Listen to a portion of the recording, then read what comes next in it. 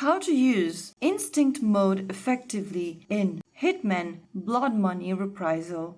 Hi everyone, welcome back to another video from Crazy Gamer. If you are looking for a way to use the instinct mode effectively in Hitman Blood Money Reprisal, then the first thing you want to do is to launch the game open, of course. And once you do that, go ahead and join into your game, load your game, and once you're inside the game, go ahead and look for this instinct button at the bottom right.